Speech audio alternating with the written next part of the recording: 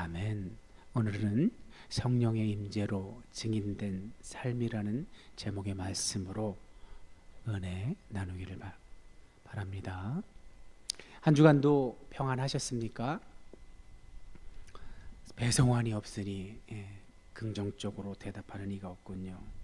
여러분은 오늘 이 예배 자리로 나오기까지 어떤 과정으로 오셨습니까? 혹시 어떤 그 과정에서 또 에피소드나 이런 것은 없으셨습니까? 저는 이제 차를 양보하고 택시를 타고 오다 보니까 주로 택시를 운전하시는 분과 대화 뭐 이런 속에서 에피소드가 있는데, 오늘 참 그래도 이 자리에 나오는 길이 발걸음이 가벼웠던 것은 78세 된 어르신께서 그 운전을 하시는데 굉장히 긍정적인 태도로 자기 삶에 임하시는 모습을 보고 저도 도전을 받고 참 보기가 좋았습니다. 굉장히 열심히 일하시더라고요. 저는 이제 다른 어떤 일반 직장이나 뭐 이런 곳을 퇴직하시고 소위 일거리 삼아 하시는지 알았더니 하루에 한 13시간 정도를 운행하신답니다. 새벽 4시에 나오셔서. 근데 수입이 약 500-600 정도 되신다고 합니다. 세상에나. 이렇게 사실 열심히만 하면 높은 소득을 가져갈 수 있는 길이 사실 우리가 지금 사는 사회에도 없는 건 아닙니다. 그 어르신 말씀이 젊은이들 살살해도 쉬엄쉬엄해도 한 300원 벌어가겠다고 그런 말씀도 하시더라고요. 제가 이 말씀을 이렇게 드리는 이유는 우리 혹시나 지금 어떤 계신 곳에서의 상황, 형편 이런 것들 때문에 고통받고 절망하고 계신 분들, 신앙인, 주로 이 방송을 보는 분들은 신앙인이시겠지만 신앙이 좀 부족하고 자꾸 세속적이라는 생각이 드시는 분들, 그 두려움이 어디서 옵니까? 결핍. 우리 신앙인이 가장 두려워해야 될 결핍은 믿음의 결핍인데, 혹시 세상이 주는 어떤 그런 돈의 위력, 그런 것 때문에 그것에서 오는 결핍이 있다면 그건 얼마든지 극복 가능한 것입니다. 오히려 신앙의 결핍으로 인한 어려움을 겪는 것이 쉽지 않은 것입니다. 그래서 이제 참고하시라고 한 말씀 드리면, 지금 내가 나의 합리적인 이성을 사용해서 어떤 노력을 하고 계신데 그것에 대한 답이 안 나올 때 한 번 더 생각해 보셔야 될 것은 무엇이냐 하면, 내가 생각하고 있는 이 길을 하나님이 막고 계시는 건 아닌지, 하나님이 나에 대한 다른 뜻이 있으셔서, 계획이 있으셔서 막고 있는 건데 자꾸 그것을 무시하고 생각지 않고 자꾸 내 고집만 피우면 하나님이 고집이 더 세십니다. 제 경험상 절대 하나님은 고집을 꺾지 않으세요. 왜 그러실까요? 하나님은 우리 각자, 신앙인 각자의 미래를 다 예비하시고 그 뜻대로 이루시는 분이시지만 우리는 그렇지 않잖아요. 우리가 계획하는 것이 어리석은 길일 수 있잖아요. 그래서 하나님이 고집을 피우시는 겁니다. 사랑하는 자녀에게 험난한 길, 나쁜 길, 악한 길 가게 하지 않으시려고 하나님이 그렇게 바꿔주시려고 그렇게 고집을 피우시는 거니까, 너무 자기의 고집을 끝까지 주장하지 마시고 자꾸 뒤돌아보시기 바랍니다. 전도서에도 나오잖아요. 형통한 날에는 기뻐하세요. 그러나 곤고한 날에는 어떡하래요? 기도하라는 뜻이 뭐예요? 자꾸 돌아보고 반성하고, 무슨 문제가 있나? 하나님이 뭘 내게 바라시는 것이 따로 있나? 이렇게 접근해서 해결하는 여러분이 되시라고 이런 말씀 드렸습니다. 자, 오늘 사도행전으로 바뀌었죠. 성경의 순서대로 하면 요한복음 다음에 사도행전이 오니까 자연스럽죠. 근데 이제 성경이, 제가 말씀드렸잖아요. 예수님 돌아가시고 적어도 300년 이상 지나고 나서야 이렇게 신약의 순서가 결정이 된 건데, 이거는 이제 그때 이렇게 신약 성경을 이런 순서로 하겠다고 이제 회의를 통해서 결정한 사람들이 어떤 역사적인 순서로 할 때 무리가 되지 않으니까. 왜냐하면 요한복음에서 예수님이 제자들에게 이제 사명을 주시고 이제 승천하시기 직전에 이렇게 끝나잖아요.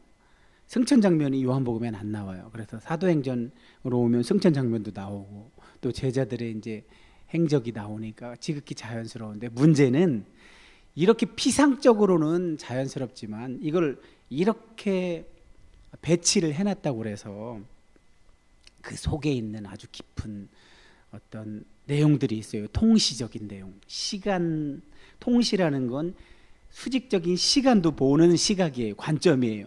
공시라는 건 이렇게 평면적으로 어떤 이런 문학 작품이 있으면 평면적으로 전체적으로 보는 걸 공시라고 한다면 그 안에는 시간이 녹아져 있는 거예요. 시간을 무시할 수가 없는 거예요. 특별히 여기 성경에 좀 더 관심이 있고 깊게 읽고 싶으면 그 시간적 관점도 사실 같이 해서 읽어야 돼요. 왜냐하면 요한은 적어도 누가보다는 10년 이상 뒤에 기록했기 때문에 요한이 정말 사도행전이라는 누가에 의해 기록된 누가복음과 사도행전을 이 앞에 두고 참조했는지, 이것은 이제 학자들의 몫이겠죠. 그래서 이런 어떤 의도한 것이 있나, 혹시 이렇게 배치될 때 그런 것까지 생각해 보며 읽으면 훨씬 커다란 은혜가 있겠죠. 자, 제가 여러분의 이해를 도우려고 간략하게 말씀을 드리자면, 요한과 누가는, 누가가 먼저 기록했다고 했잖아요. 그러니까 사도행전이 먼저 기록이 됐어요. 근데 두 사람의 어떤 신학적인 의도나 기록 방식, 그런 것들이 차이가 있어요. 그래서 이것을 제가 오늘 설교 시간에 마치 신학 강의를 하듯이 할 수는 없으니까 오히려 이해하기 좋은 방식으로 한번 여러분께 설명을 드려볼게요. 이 부분은 어쩔 수 없이 설명을 해야 되는 부분이라서 저는 설교에서 설명을 극히 자제하는 사람이지만, 여러분 프리젠테이션을 우리가 사는 시대에 앞으로 한 30-40년 전까지 해서 프리젠테이션 효과를 가장 잘 낸 그런 기업가가 있다면 누굴까요? 네, 스티브 잡스입니다. 100년에 한 번 나올까 말까라는 기업가잖아요. 프리젠테이션의 효과를 가장 잘 드러낸, 그래서 제품을 개발해서 아주 그걸 극대화시켜서 자신의 어떤 기업 경영에 아주 효과적으로 이용한 사람이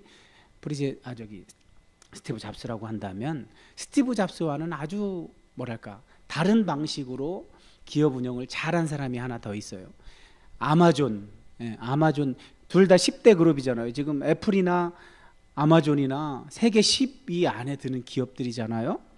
근데 이런 최고의 경영자들의 어떤 전달 방식이 달랐어요. 제가 아까 먼저 말씀드렸던 스티브 잡스는 이 요한과 같은, 요한복음이 요한이 스티브 잡스 같은 스타일이라면, 이 누가는 제프 베조스 같은 스타일이에요. 바울은 누굴까요? 바울은 유대인이면서도 헬레니즘을 잘 알고 있으니까 구글 창업자들일까요? 둘 다 유대인인데, 요즘 구글이 또 사명을 알파벳으로 바꿨더라고요. 페이스북도 메타로 바뀐 것처럼. 이렇게 변화에 너무나 빠르게 앞서가는 기업들이죠. 어찌되었든, 자, 스티브 잡스와 제프 베조스를 제가 요한과 누가로 비교해 드리려고 하는 거잖아요. 그러면 요한이라고 그러니까 스티브 잡스가 요한 스타일이라고 생각하고, 제프 베조스가 누가라고 생각하고 한번 들어보셔요. 자, 스티브 잡스의 프리젠테이션 스타일은, 그러니까 소통 스타일은 어떤 거냐면, 이 키노트 같은 걸 통해서 강력한 시각적 프리젠테이션과 연설을 활용해서 청중을 설득하는 데 아주 기가 막힙니다. 그런데 제프 베조스는 그런 파워포인트를 금지시킵니다. 대신에 이 서술형 문서를 6쪽 이내로 작성해 와서 그걸 가지고 토론하는 형식을 취합니다. 그래서 회의할 때도 스티브 잡스는 직관, 감성을 중시합니다. 빠르게 결론을 내고 추진력도 빠릅니다. 그런데 이 제프 베조스는 데이터를 기반으로 하고 침묵 속에서 그 준비해온 6장의 원고를 다시 읽게 합니다. 회의 장소에서. 그땐 굉장히 침묵이겠죠. 주연아, 이거 굉장히 중요한 건데 이거 잘 들어봐봐. 너 앞으로 블로거가 되더라도 이런 것을 잘 참고하면 이 대중들의 심리를 아는 것이 얼마나 도움이 되는데. 자, 데이터를 기반으로 해서 침묵 속에 독서 후에 토론하는 이런, 제가 이게 누가 닮았다고요? 누가가 이런 스타일이에요. 누가 내러티브 양식을 좋아하거든요. 자, 그러면 제품을 개발하는 철학은 어떻게 다르냐면, 스티브 잡스는 사용자는 자신이 무엇을 원하는지 모른대요. 오히려 그렇잖아요. 스티브 잡스가 그거 뭐요, 아이폰 개발했을 때 사용자들은 아이팟 따로 사용하고 휴대폰 따로 사용하고 또 뭘 따로 컴퓨터 따로 사용했었잖아요. 근데 자신들이 이것이 합쳐면 좋겠다는 생각을 못 하잖아요. 그 합친 사람은 누구예요? 제품 개발자인 스티브 잡스였죠. 그래서 본인이 제품을 제시를 하는 스타일이라면, 제프 베조스는 고객에 집착해서 고객 요구를 분석하고 제품과 서비스를 개발하는, 누가가 이렇다는 거예요. 누가가. 자, 제품의 완성도에 있어서는 스티브 잡스는 완벽주의고 디자인 중심, 세세한 것까지 직접 관여해요. 스티브 잡스가 아이폰 개발했을 때 핵심 포인트가 뭐였어요? 버튼 하나로 다 했잖아요. 이거 원형 버튼 하나로. 그 맛에 아직도 그 노트북을, 맥북 에어를 쓰는 사람들이 참 많죠. 그리고 아이폰 유저들은 잘 못 바꾸죠. 자, 그런데 제프 베조스는 빠른 실험과 피드백을 중시하고 실패를 통한 학습을 강조합니다. 리더십 스타일도 다른데, 스티브 잡스는 의사결정을 어떻게 하냐면 강한 직관과 영감, 본인의 비전을 강력하게 밀어붙이는 스타일이라면, 제프 베조스는 데이터를 중심으로 하고 구조화된 판단을 선호하며 장기 전략에 집중합니다. 워렌 버핏이 사실은 이 제프 베조스, 아마존, 인터넷에서 책 파는 사람이지만 뭔가 저 사람 될 것 같아라고 얘기해놓고 투자는 안 했어요. 그리고 20년 뒤에 후회했죠. 이야, 저게 저렇게 커질 줄이야. 인터넷 책 장사로 시작해서 지금 10대 그룹 안에 들었어요. 인터넷을 기반한 어떤 이런 판매에 아주 혁신적인 수완이 있었던 사람이라는 걸 알면서도 투자는 안 했죠. 얼마나 후회할까. 딴 데 투자해도 돈 많이 벌고 있으니까 괜찮아요. 워렌 버핏도. 그분도 세계 10대 부자 안에 드니까. 자, 조직 운영에 있어서 스티브 잡스는 소수의 엘리트 팀을 선호해요. 비전 공유에 집중하고. 자, 요한이 그렇잖아요. 요한은 소수의 정예 요원들을 육성해서 그들을 통해서 하나님 나라를 누리고 전파하게 하죠. 누가는 어때요? 누가는 헬레니즘 세계 전반적으로 땅끝까지라고 표현하잖아요. 땅끝까지. 그래서 자, 제프 베조스는 계량화된 평가, 높은 기준의 성과를 기대하고 아마존 방식이라는 별도의 프로세스를 만들었을 정도예요. 자, 혁신의 방식은, 자, 스티브 잡스는 통합적 혁신, 하드웨어, 소프트웨어 서비스를 하나로 묶어서, 이 사람은 통합을 좋아해요. 버튼 하나로 다 하는 것처럼. 그러나 제프 베조스는 플랫폼 중심의 혁신을 이뤄요. 유통, 클라우드, AI 등 인프라, 이런 것을 잘 활용하는. 어떤 실패에 대한 태도에 있어서 두 사람이 다른데, 자, 스티브 잡스는 실패를 용납 못해요. 제품 완성도와 사용 경험자를 중시해요. 그러나 제프 베조스는 실패를 학습의 기회로 생각을 해요. 그래서 끊임없이 실험을 하게 해요. 장려해요. 그래서 그 많은 실패들이 결국 성공에 이르게 한다. 그래서 두 사람의 대표적인 발언이 있는데, 스티브 잡스는 단순함의 궁극은 정교합니다. 어록으로 남겨놓으세요. 단순함의 궁극은 정교합니다. 버튼 하나로 모든 걸 하게 해놨지만 그게 정교하지 않으면 어떻겠어요? 난리 나죠. 그죠? 그러나 제프 베조스는 뭐라고 얘기했냐면, 우리는 고객에 집착한다. 경쟁자는 그 다음이다. 오늘날의 고객들이 얼마나 좋아하는 말이겠어요. 그러니까 아마존이 저렇게 잘 나가죠. 자, 이처럼 두 사람은 이렇게 다릅니다. 제가 한 번만 더 요약할 테니까 잘 들으시고 참고하시기 바라요. 자, 스티브 잡스는 감성과 직관의 천재, 철저히 디자인 중심의 통합적 제품 개발을 한다면, 제프 베조스는 논리와 데이터 기반의 실용적 플랫폼을 경영해요. 프리젠테이션, 고객과의 소통에 있어서는 스티브 잡스는 쇼맨십과 감동 중심이라면 스티브 잡스는 서술형 메모와 논리적 토론을 선호해요. 제품의 철학에 있어서 스티브 잡스는 우리가 보여줄게, 너는 감동만 하면 돼. 제프 베조스는 고객이 원하는 걸 먼저 듣고 제공하자. 이거 누구 참조하라고 이렇게 여러분에게 설명드린 거예요? 요한과 누가가 이렇게 다르다는 거 참조하시라고 이 말씀 드리고 시작하는 겁니다. 자, 시간이 많이 흐른 관계로 갑자기 사도행전이 툭 튀어나오면 안 되니까 지난주 말씀의 제목이 뭐였어요? 김현수 목사님 앞에 나왔잖아요. 나를 따르라. 이런 태도로 임하시면 안 됩니다. 나를 따르라. 자, 우리 예수님께서 이제 부활하시고 오늘 우리가 이 말씀에서 읽은 것처럼 누가 때문에 부활하신 후에 40일 동안이나 계셨구나 알 수 있었어요. 그죠?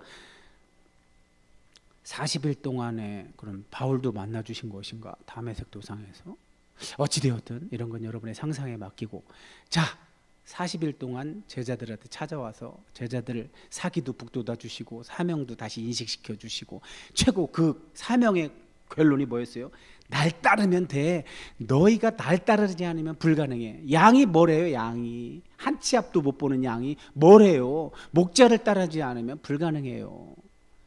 자, 그러라고 여러분에게 이 이미지를 여러분께 선물해 드렸었는데 각자 저 이미지를 보고 어떤 생각이 드는지도 제가 여쭤봤었잖아요.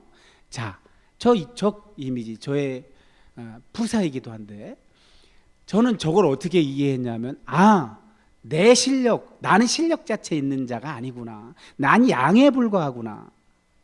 근데 예수님이 그 양이었던 베드로를 반석, 그러니까 요한의 아들 시몬이 양이죠, 그죠? 요한의 아들, 육체적인 혈통을 통해서 태어난 요한의 아들 시몬은 저 양이에요.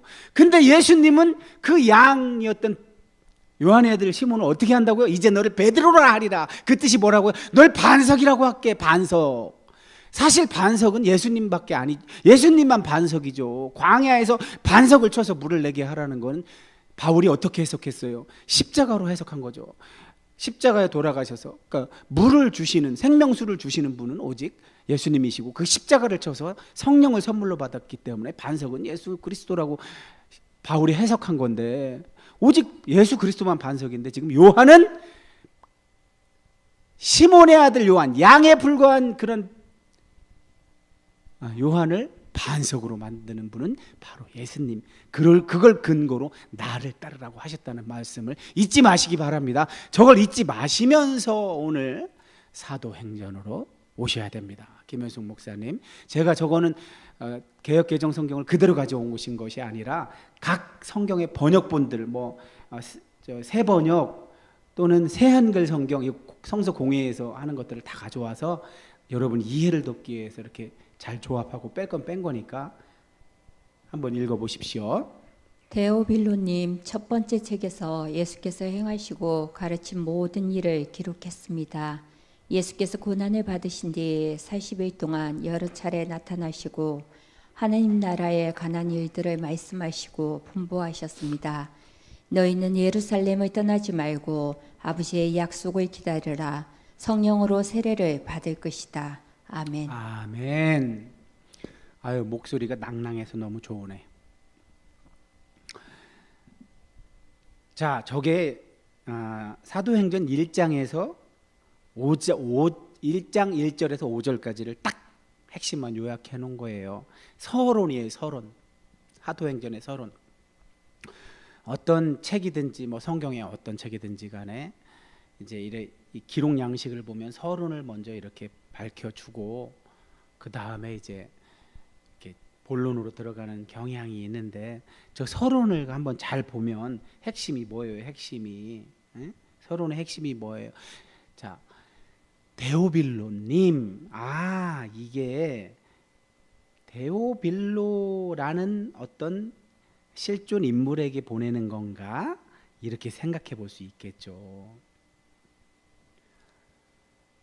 그런데 저건 그렇게 생각할 수도 있지만 실제로는 성경의 어떤 책들은 마치 뭐 편지를 보내는 것처럼 편지 양식으로 되어 있지만 실제로 이걸 편지로 보낸 것인지 아니면 어떤 자기가 경험한 내용들을 하나님에 대한 하나님 나라에 대한 내용들을 어떤 글로 기록해 놓은 것을 편지 양식을 띄었을 뿐인 건지 이것도 자세히 알 수는 없어요. 타임머신 타고 가봐야 돼요.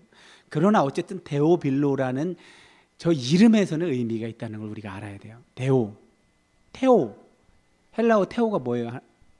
김현수 목사님? 하나님, 빌로는 필레오, 아가페 뭐 이런 거 있잖아요. 에로스.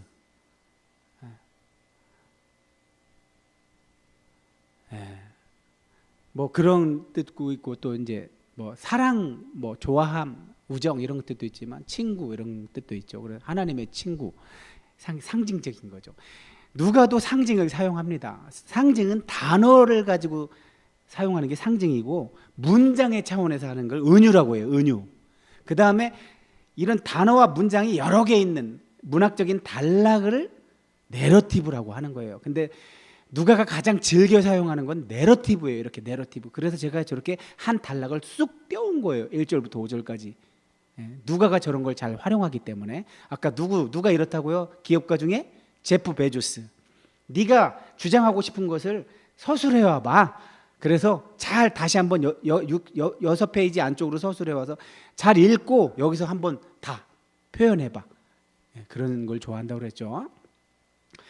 그럼에도 불구하고 요한이 자주 사용했던 상징도 누가도 사용해요. 그러나 요한만큼은 못하죠. 그건 누가 더 잘해? 스티브 잡스가 더 잘하는 분야죠. 자, 첫 번째 책. 저 첫 번째 책은 뭘 말하는 걸까요? 누가가 2개 썼어요. 누가복음과 사도행전 2개 썼는데 누가복음을 얘기하는 거겠죠. 누가는 누가복음을 통해서는 예수님 저기 행하시고 가르친 모든 일을 기록했다고 했잖아요. 아, 누가복음에서는 예수님의 행적을 기록한 거였구나. 그걸 첫 번째 책이라고 얘기하는 거고 지금 이제 두 번째 책을 얘기하기 위해서 저 말을 하는 거예요. 그러면서 자연스럽게 사도들이 이런 활동을 하게 된 근거를 알려주기 위해서 저 말을 하는 거예요. 예수께서 십자가에서 고난을 받으신 뒤에 바로 승천하신 게 아니라 40일 동안 여러 차례 나타났다는 거예요. 우리가 요한복음을 통해서 봤잖아요. 그죠? 제일 먼저 막달라 마리아에게 나타나고 그러고 제자들에게 나타나셨는데 거기서 평안도 주시고 샬롬을 주시고 또 어떻게 했어요? 사명도 주셨잖아요. 그런데 누가 없었어요? 도마가 하필이면 없어서. 그 도마가 없던 에피소드는 왜 있는 거라고요? 도마처럼 예수님과 육체적으로 함께하지 못한 다음 세대들을 위해서 도마의 이야기가 들어와 있는 거라고 그랬잖아요. 그럼 다음 세대들은 어떻게 믿게 되는 거라고요? 예수님과 비록 함께하지는 못했지만 예수님과 제자들이 함께했던 기록을 보고 듣고 믿으라고 그런 게 존재한다고 그랬잖아요. 그래서 그렇게 할 때 도와주시는 분이 바로 성령이라고 이렇게 말씀하시면서 요한복음을 마치고 계시죠. 그런데 누가는 뭐라고 얘기해요? 예수님이 말씀하신 그게 하나님 나라에 관한 일들이었다는 거예요. 부활하시고 나서 말씀하셨던 게 다른 게 아니라 하나님 나라 일이었다는 거예요. 사실 부활하고서뿐만이 아니라 부활 이전에 공생애 동안에도 그건 사실 하나님 나라 얘기들이잖아요. 하나님 나라는 귀신이 있을 수 없고 질병이 없으니까 질병이 떠나가고 악한 것들이 모두 떠나가고 그런 거. 예수님이야말로 예수님이 공생의 기간 동안 하신 모든 것들이 하나님의 나라에서나 있을 수 있는 일들을 보여주신 거잖아요. 보이지 않는 하나님 나라를 예수님의 말과 행위로서 보여주신 거죠. 그러면서 뭐라고 그랬어요? 예수님이 마지막에 승천하시기 직전에 너희는 예루살렘을 떠나지 말고 아버지의 약속을 기다려라. 성령으로 세례를 받을 것이다. 예루살렘, 히브리어를 잘 좋은 성적으로 잘 통과하신 학점을 따신 우리 김현숙 목사님, 예루살렘에 하면 뭐가 떠올라요? 예루살렘을 직역해봐요. 이르, 성, 도시. 줘봐, 벼락치기는 안 돼요. 이르, 성, 도시. 샬렘은 뭐라고 그랬어요? 샬롬, 평화. 그럼 평화의 성, 평화의 도시죠. 예루살렘이라는 이름 자체에서 여긴 샬롬이 상징되어 있구나. 예. 신의 산, 구약의 신의 산 이미지가 신약에 와서 시온성 예루살렘에서 첫 창조에서의 첫사람의 타락으로 인해 훼손된 그 선함이, 샬롬이 어디서 회복돼요? 시온산인 성전산, 예루살렘 속 성전산에서 회복되는 걸 상징하기 위해서 예루살렘 떠나지 말라는 거죠. 왜? 샬롬이 여기서 회복되니까. 샬롬, 평화가, 하나님의 선한 창조 질서, 그 아름다운 질서 7번이나 보시기에 좋았다고 표현했던 그 아름다운 질서가 회복되는 곳이 바로 이곳이니까 여기서 떠나지 말고 아버지께서 일찍이 약속했던 그것, 구약의 이스라엘 백성에게는 메시아가 오셔서 할 일, 그거겠죠. 그거를 한마디로 뭐래요? 성령으로 세례받는 거래요. 오순절 성령 강림을 이야기하는 거겠죠. 이것 때문에 교단별로 많이 싸웠죠. 요한복음에서는 호하고 불어 주셨는데? 그건 뭐지? 호하고 불어 주셔서 성령 받은 것과 오순절 날 다시 마가의 다락방에서 열흘 동안이나 기도에 힘썼을 때 이 불의 이미지로 불의 혀 같은 것이 하늘에 머물러 있다가 각 사람 속에 임하는, 이것이 뭐가 다른 건가? 그럼 성령으로 세례 받는다는 건 2번에 걸쳐 일어나는 일인 건가? 이런 것 때문에 교단별로 많은 싸움이 있었어요. 한 20, 30년 전에 한국에 어떤 영적 부흥이 있었을 때 그걸 중시하는 사람들은 이런 둘을 달리 했죠. 거듭남의 세례와 성령 충만의 세례를 다르게 보고 두 번째 걸 엄청나게 강조했죠. 네가 거듭났다고 하면서, 너 구원 받았다고 하면서 왜 하는 모양은 그 정도밖에 안 돼? 그걸밖에 안 돼. 성령 충만을 받지 않고서는 예수님이 시키신 일을 감당할 수 없어. 막 이렇게 하고 서로 싸우고 분쟁하고. 그래서 저거를 통합하려고 이렇게 신학자들이 노력해서 항상 작용 반작용이 있잖아요. 너무 이쪽을 강조하면 다른 반대편께 또 이렇게 너무 그쪽으로 가게 되고. 그래서 조영기 목사님이 한참 성령운동 일으킬 때 카톨릭조차 영향을 받았는데, 장로교, 차가운 머리를 가진 장로교단에서 그게 너무 꼴보기 싫어서 막 이단으로 정죄하고, 그래서 조영기 목사님이 해외로 탈출하고, 해외 탈출해서 오히려 더 유명해지셨죠. 강력한 성령의 어떤 역사 때문에. 이런 일들이 우리나라 실제 교회사에서 최근 교회사에서 있었던 일이에요. 근데 이제 이거를 가장 잘 정리해 주신 분이 이제 제가 존경하는 우리 박영선 목사님이 싱클레어 퍼거슨의 성화란 무엇인가라는 책을 소개하면서 본인이 그걸 요약도 해 주셨지만, 이 한국 교회, 한국의 교단, 개신교 교단들의 특징을 그 책을 인용하면서 이렇게 뭐랄까 이렇게 잘 정리해 주셨어요. 이 성령은 구원받았다는 징표이면서, 이걸 칭의라고 하죠. 의롭게 여김 받았다는 증표로 작용하는 게 성령이면서, 이 거듭남이겠죠. 요한복음 3장이 말하는. 또 하나는 뭐예요? 성화를 시작한 표시예요. 거듭남. 그러나 앞에 있는 요한복음 3장에 바람을 예로 들잖아요. 요한이 사실 예로 든 바람조차도 루하흐예요. 구약으로 치면 이것도 루하흐예요. 루하흐. 바람도 루하흐고, 우리의 호흡도 루하흐고, 구약에서는. 그리고 하나님의 영도 루하흐예요. 이렇게 고대 언어들은 여러 가지 의미를 함축하고 있어서 이 세 가지 용법이 골고루 사용돼요, 구약에서.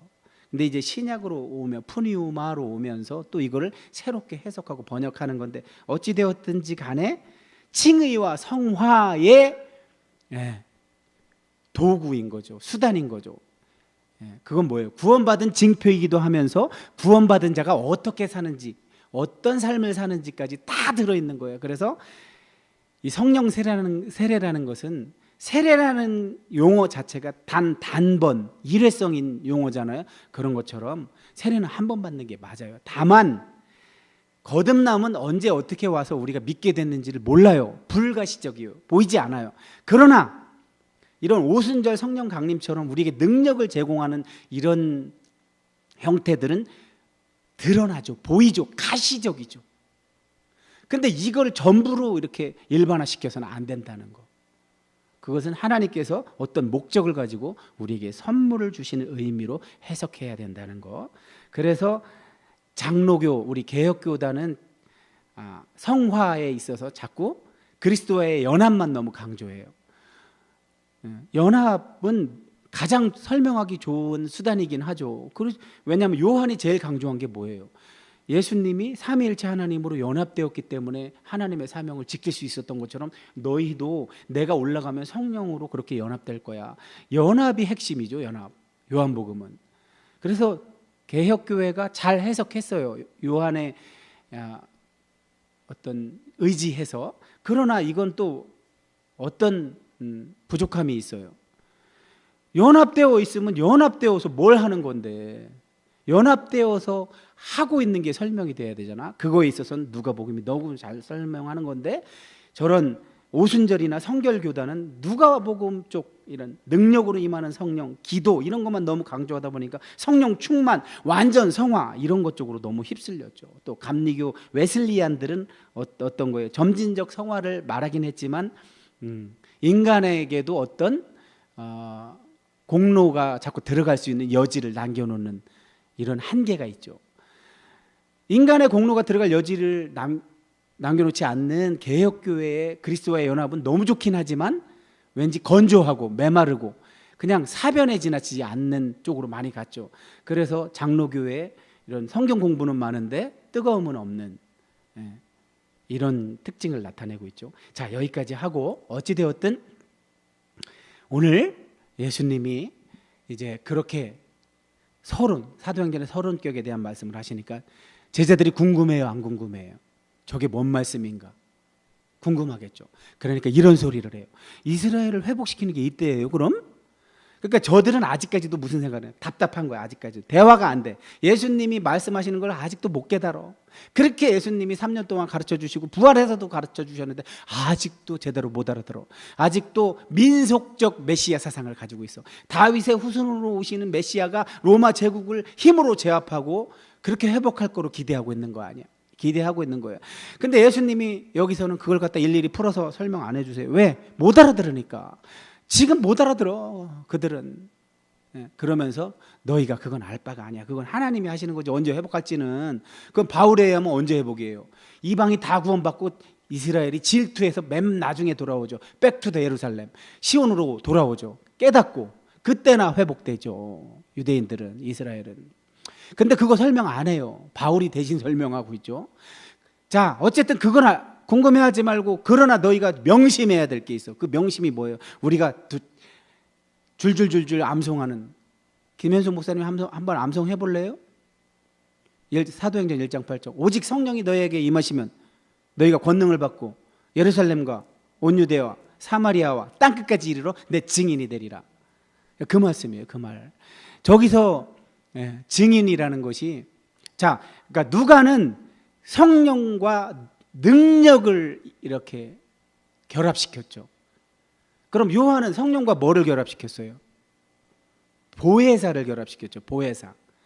성령은 예수님의 가르침을 생각나게 하시고 뭘 말할지를 생각나게 하시고, 그래서 어떻게 행동해야 될지를 알려주는 그런 보혜사와 결합을 시켰다면, 지금 누가는 능력으로 결합시키고 있는 거예요. 근데 그것이 있어야만 뭐를 할 수 있대요? 증인이 될 수 있대요. 저 증인이란 말은 사실은 어떤 뜻도 있는 거냐면 순교자란 뜻도 있어요. 그러니까 결국은 뭐예요? 예수님도 하나님 나라 증거하다가 순교당하셨잖아요. 제자들도 그 운명의 길을 걸을 거라고 요한도 예언했지만 지금 누가도 예언하고 있는 거예요. 땅끝까지 이 제자들이 예수님이 하신 그 일을 하게 될 텐데 결국 너희들도 순교해, 그 얘기예요. 그러니까 기독교는 자꾸 이렇게 숨기면 안 돼요. 듣기 싫어한다고 있는 그대로를 얘기해야지. 왜 자꾸 숨기려 하는지 모르겠어요. 듣기 싫어하는 건 자꾸 말 안 하려고 하고, 예수님이 저라는 걸 왜곡 없이 전해야죠. 니네 이거 전하다가 성령의 능력을 받아야만 이걸 전할 수 있는데 전하다 결국은 나처럼 죽어. 요한에서도 그렇게 예언되어 있는 것처럼 순교당한다는 것을 얘기하고 있는 거죠. 근데 제자들이 깨달았을지는 모르겠어요. 자, 오늘 말씀은 이렇게 정리해요. 흰 옷 입은 두 사람인데 사실은 천사죠. 천사가 나타나요. 갈릴리 사람들아, 김현성 목사님, 갈릴리 사람들아, 저렇게 하필이면 갈릴리 사람들아, 뭐 제자들아, 사도들아도 아니고 갈릴리 사람들아를 통해서 뭘 할 수 있어요? 그러니까 뭔가 갈릴리 하면 소외받고 배제당하고 천대받고 핍박받고 수탈당했던 동네잖아요. 로마 제국의 핍박하에. 그 가버나움이라는 데는 생선 가공 공장 왜 만들었어요? 세금 더 뜯어내려고. 벳세다의 어부들이 6명이 부활 후에 예수님이 찾아오잖아요. 근데 벳세바 어부들이 갈릴리에서 열심히 생선 잡으면 가서 가공해서 하면 그들도 팔아서 생활비 쓰기가 좋으니까 가공하는데, 문제는 로마가 세금 더 뜯어내려고 그렇게 한 거고, 벳세다에서 가버나움으로 넘어가는 길목에서 마태가 세금 뗐던 거예요. 마태가 셀이었었잖아요. 그런 컨텍스트를 여러분이 잘 알아야 돼요. 저 뭐 갈릴리 사람들이라고 호칭할 때는 벌써 너희들이 이렇게 천대받던 자들이야라는 게 떠오르겠죠. 천대받았던 너희들이 왜 하늘 쳐다봐? 왜겠어요? 예수님이 그런 논문을 쓰신 분도 있어요. 마지널 예수라는 용어를 써요. 마지널. 우리 신약학 교수님 중에 한 분이 이 마지널이라는 거 어떻게 번역해야 될지 자기가 고생 많이 했다고 그러는데, 뭐 변두리 예수, 경계의 예수, 뭐 이런 뜻도 있는데, 저런 거죠. 갈릴리 사람들과 같은 거죠. 나사렛에서 무슨 선한 것이나. 무시당하는 동네였었죠. 근데 그런 무시당했던 동네로 하나님이 오셨고 거기서 이렇게 올라가시잖아요. 근데 지금 누가나 요한은 예루살렘에서 승천한 것인 걸로 기록하고 있죠. 어찌되었든 누가나 요한이 예루살렘을 선호하고 마태나 마가는 갈릴리를 선호하는 이 차이죠. 어쨌든 천사들의 얘기는 뭐예요? 너희들의 희망은 어디 있다는 거예요?